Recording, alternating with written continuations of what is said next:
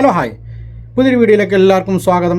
അപ്പോൾ ഇന്ന് ഞാൻ നിങ്ങളുമായി ഷെയർ ചെയ്യുന്നത് നമ്മുടെ ബിഗ് ബോസിലെ ഒരു മത്സരാർത്ഥി ഈ ആദില നൂറ വിഷയത്തിൽ സംസാരിച്ചപ്പോൾ അതിനെ എതിർത്തുകൊണ്ട് അതിലെ ആങ്കറായ മോഹൻലാൽ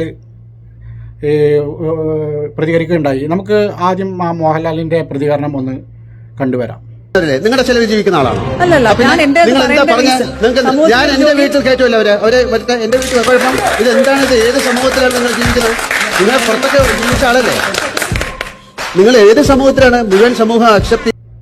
അപ്പോൾ ഇതാണ് മോഹൻലാലിൻ്റെ അതിലെ പ്രതികരണം.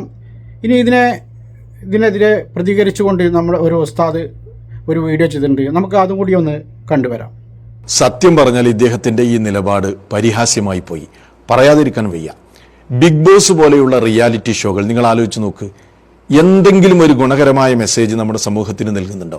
സമൂഹത്തിന്റെ മുഴുവൻ സദാചാരബോധത്തെയും വെല്ലുവിളിക്കുന്ന കുറച്ച് ആളുകളെ കൊണ്ടുവന്ന് താമസിപ്പിക്കുക, എന്നിട്ട് അവരുടെ അടിയും ചിരിയും കരച്ചിലും എല്ലാം ഒപ്പിയെടുത്ത് സമൂഹത്തിന്റെ മുമ്പിൽ കാണിച്ചു കൊടുക്കുക. എന്തെങ്കിലും ഒരു ഗുണകരമായ മെസ്സേജ് അതിനുണ്ടോ?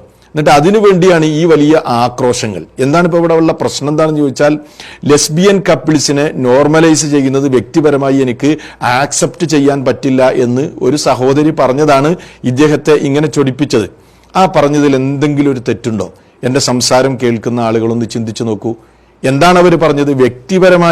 അവരുടെ വ്യക്തിപരമായ വിഷയമാണ് പറഞ്ഞത്. വ്യക്തിപരമായി അവർക്ക് അത് ആക്സെപ്റ്റ് ചെയ്യാൻ പറ്റൂല, അവരുടെ വീട്ടിൽ കയറ്റൂല എന്നൊക്കെയാണ് അവർ പറഞ്ഞത്. മോഹൻലാലിന് അദ്ദേഹത്തിന്റെ വ്യക്തിപരമായ വിഷയം പറയാൻ പറ്റുമെങ്കിൽ അങ്ങനെയുള്ളൊരു രാജ്യത്ത് ജീവിക്കുന്ന ആ സഹോദരിക്ക് അവർക്ക് വ്യക്തിപരമായ അഭിപ്രായം പറഞ്ഞൂടെ? മോഹൻലാൽ എൻ്റെ വീട്ടിൽ കയറ്റുമെന്ന് പറഞ്ഞതുപോലെ തന്നെ അവർക്ക് എൻ്റെ വീട്ടിൽ കയറ്റാൻ എനിക്ക് പറ്റില്ല, എനിക്കത് നോർമലൈസ് ചെയ്യാൻ പറ്റില്ല എന്ന് പറഞ്ഞതിന് അവരുടെ അഭിപ്രായ സ്വാതന്ത്ര്യത്തെ അടിച്ചമർത്തുന്നത് ശരിയാണോ?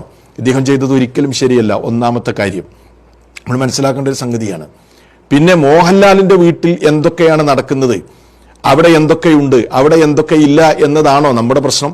അല്ലെങ്കിൽ നമ്മുടെ സമൂഹം മോഹൻലാലിന്റെ വീട്ടിൽ എന്ത് നടക്കുന്നു എന്ന് നോക്കിയാണോ നമ്മുടെ കൾച്ചറും നമ്മുടെ സമീപനവും നമ്മുടെ ധാർമ്മികതയും ഒക്കെ സ്വീകരിക്കേണ്ടത്? പിന്നെ അവർ മനുഷ്യരല്ലേ എന്നാണ് വേറെ ചില ആളുകൾ ചോദിക്കും. മനുഷ്യരാണ്.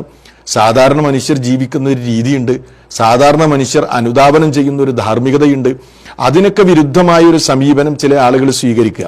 അങ്ങനെ ഒരു സമീപനം സ്വീകരിച്ചിട്ട് അത് എല്ലാവരും ആക്സെപ്റ്റ് ചെയ്യുകയും എല്ലാവരും അത് അംഗീകരിക്കുകയും ചെയ്യണമെന്ന് മോഹൻലാലിനെ പോലെയുള്ള ഒരു മുതിർന്ന നടൻ അതിനുവേണ്ടി ആക്രോശിക്കുന്നത്, അതിനേക്കാൾ വലിയ വിഡ്ഢിത്തം വേറെന്തെങ്കിലും ഉണ്ടോ? പിന്നെ മോഹൻലാൽ പറയുന്നത് എന്താണ്? എല്ലാവരും അംഗീകരിക്കുന്നു. ഏത് സമൂഹത്തിലാണ് നിങ്ങൾ ജീവിക്കുന്നത്? ലോകം മുഴുവനും ആക്സെപ്റ്റ് ചെയ്തിട്ടുണ്ട് എന്നാണ് മോഹൻലാൽ പറയുന്നത്.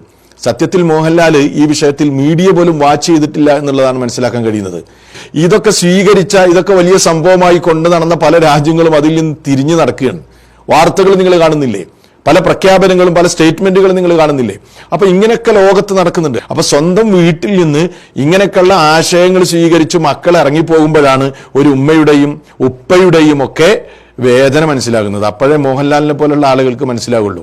സ്വന്തം അനുഭവിക്കുമ്പോഴാണ് അതിന്റെ വേദന മനസ്സിലാവുള്ളൂ എന്നാണ് ഏറ്റവും ചുരുങ്ങിയ നിലക്ക് അതിനെ സംബന്ധിച്ച് സൂചിപ്പിക്കാനുള്ളത്. അപ്പോൾ നിങ്ങൾ ഉസ്താദിൻ്റെ പ്രതികരണം കണ്ടല്ലോ. അപ്പോൾ ഇതിൽ ഉസ്താദിന് പറയാനുള്ളത് അതാണ്. സമൂഹത്തിൽ ഉള്ള ഒരു അവസ്ഥ അത് മാറ്റി ജീവിക്കണമെന്നാണ് മോഹൻലാൽ പറയുന്നത് എന്നാണ്, അല്ലെങ്കിൽ അത് അക്സെപ്റ്റ് ചെയ്യണമെന്നാണ് മോഹൻലാൽ പറയുന്നതെന്നാണ് ഉസ്താദ് പറഞ്ഞു വെക്കുന്നത്.